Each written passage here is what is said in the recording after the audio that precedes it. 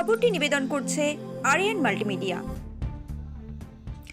কীটনাশক প্রয়োগ করতেই পুড়ে ছাই লক্ষাধিক টাকার সবজি, মাথায় হাত খালুনের এক কৃষকের। ঘটনার প্রতিবাদে দোকানে তালা দিয়ে বিক্ষোভ। কীটনাশক দিতেই সবজি পুড়ে ছাই, বাঁধাকপি, বেগুন, শিমের গাছ, প্রায় লক্ষাধিক টাকার ক্ষতি হিলি ব্লকের পাঞ্জুন গ্রাম পঞ্চায়েতের খালুন গ্রামের এক ক্ষুদ্র কৃষকের। ঘটনায় ত্রিমোহিনীতে অবস্থিত কীটনাশকের দোকানে তালা দিয়ে বিক্ষোভ স্থানীয় বাসিন্দাদের। জানা গেছে ওই দোকানের নাম অপূর্ব দাস ওরফে অপু। গত কয়েকদিন আগে প্রায় 1.5 বিঘা জমির বেগুন, শিম ও বাঁধাকপির জন্য কীটনাশক কিনে নিয়ে যায় খালুনের ওই ক্ষতিগ্রস্ত কৃষক।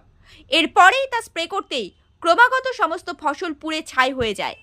এরপর আজ অর্থাৎ শনিবার দুপুর নাগাদ অভিযুক্ত ত্রিমোহিনীর দোকানের শাটার নামিয়ে তালা মেরে দেন বিক্ষোভকারীরা।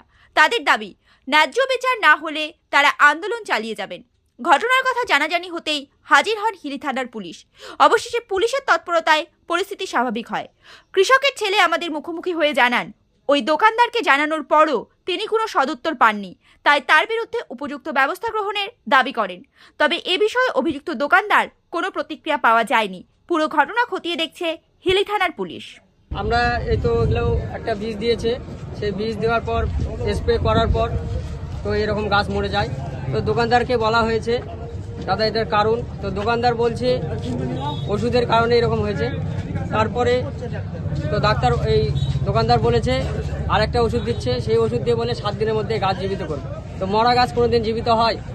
এটাই আমরা চাই এই দোকানদারের উপর একটু ব্যবস্থা নেওয়া। দোকানদার কিছু বলছে যে কোনো রকম কোনো সহযোগিতা বা কিছু? সহযোগিতা না, বলছে আপনারা কি করবেন করে নেন। এখন কি চাইছেন আপনি? আমরা চাই এর ব্যবস্থা চাই, সুব্যবস্থা বিচার চাই কৃষকের বিরুদ্ধে, দোকানদারের বিরুদ্ধে।